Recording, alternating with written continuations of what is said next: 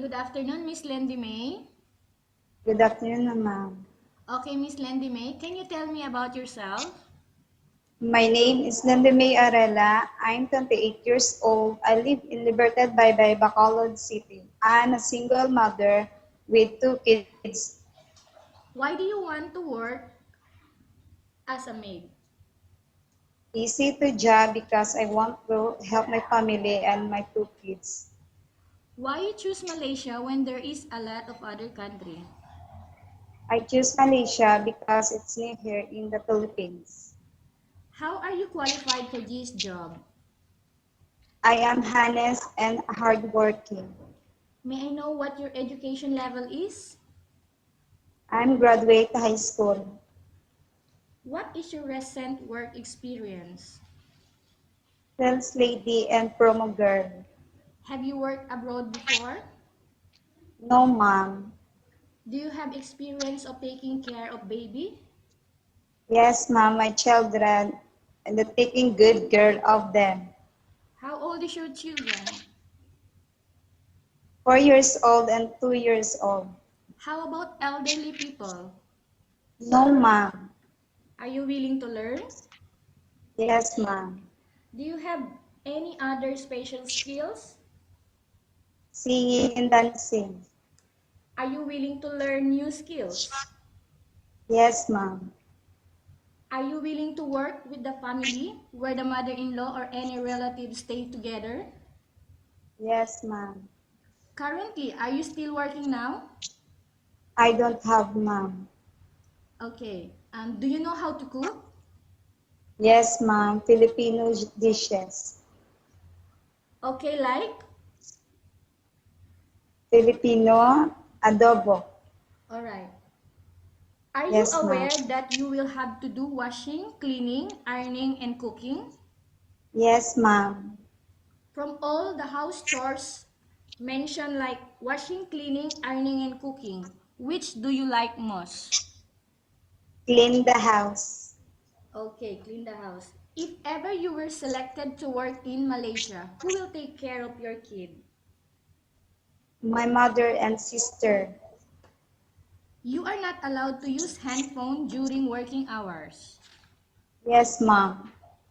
You are only allowed to use handphone after you finish all the works and when going to bed.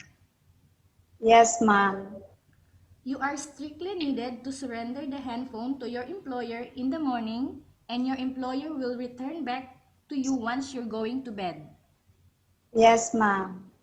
If ever your employer finds out that you're abusing or using your handphone and it's affected your work performance, your employer will confiscate your handphone and you are not allowed to hold it anymore. Instead, your employer will allow you to call to your family 3 times in a month. You only allowed to bring normal phone and you're not allowed to bring smartphone. Are you agreed with the terms and conditions? Yes, ma'am. Are you agreed to the rules and regulation of for the handphone? Yes, ma'am. How many years is the contract as you agreed? 2 years contract, ma'am. Okay, can you describe for me your ethics, your attitude? Hardworking, honest, and respectful. How can you assure to us that you will work hard in Malaysia? I will obey my employer, ma'am. Okay, can you promise not to use the telephone without the permission of your employer? What, ma'am? Okay, I repeat. Can you promise Yes, not to ma'am. use the telephone without the permission of your employer? Yes, ma'am. Can you promise not to put on makeup but to dress properly while work? What? What, ma'am? Okay. Can you promise not to put on makeup but to dress properly while work? Yes, ma'am. Can you promise not to invite friends and relatives without the consent of your employer? Yes, ma'am. Can you promise not to ask for advance salary from your employer under any circumstances? Yes, ma'am. Do you really understand of the rules and regulation of the agency? Yes, ma'am. Do you pay any placement fee for you to come to Malaysia to work as a maid? No, ma'am. Do you have any history of sickness, example breast cancer or any other illness? Yes, ma'am. Like what? I will repeat the question. Do you have What, any ma'am? history of sickness, example breast cancer or any other illness? No, ma'am. Do you suffer from any skin diseases, allergy or physical defects? No, ma'am. Do you have suffered from any serious illness? No, ma'am. Have you undergone any operation? What, ma'am? I will repeat the question. Have Yes, you ma'am. undergone any operation? No, ma'am. Do you smoke? What, ma'am? Do you smoke? No, ma'am.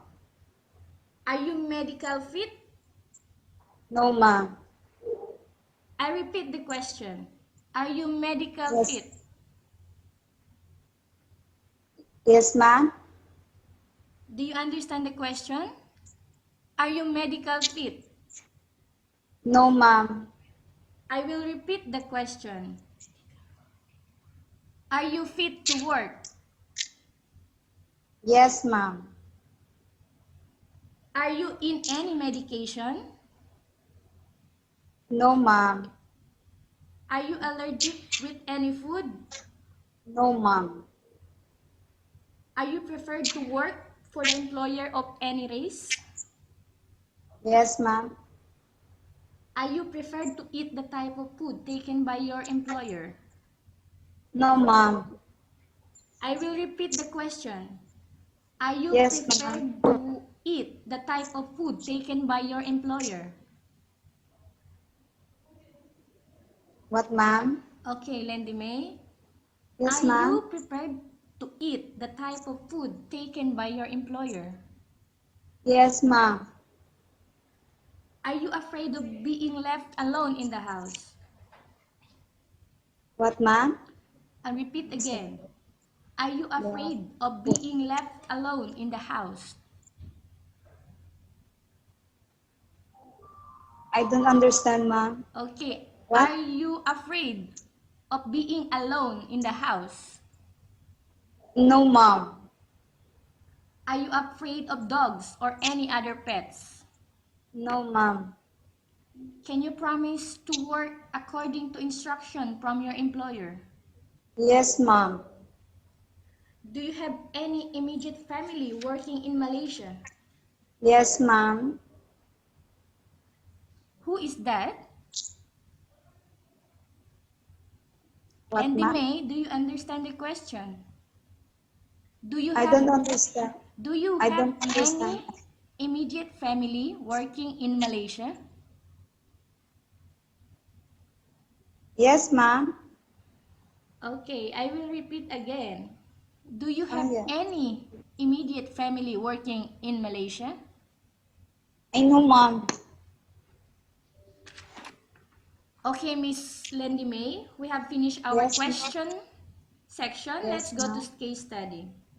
I have a case study for you and I want you to answer me truthfully. Upon arrival Yes, in ma'am. Malaysia, within 6 months, if ever any of your family members passed away, what will you do? Will you continue to I work till finish your contract or will you go back? I finished my contract, ma'am. Tell us about yourself and why do you want to work in Malaysia as domestic helper? Miss Landy May, What, ma'am? tell us about yourself and why do you want to work in Malaysia as domestic helper?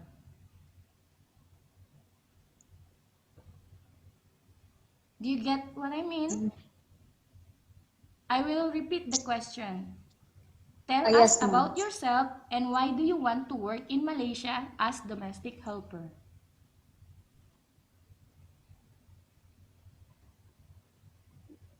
Why do you want to work in Malaysia as domestic helper? Why? I will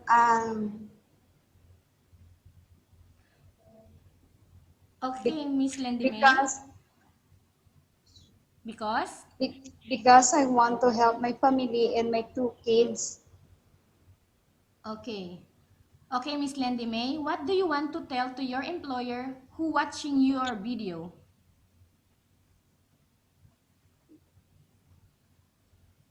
Hmm? Yes, ma'am. Okay, what do you want to tell to your employer who watching your video? I will I will do my best. Take good care of your family. Okay, thank you very much, Miss Landy May. We will update to your agency if Yes, there is any selection made by the employer. yes, ma'am.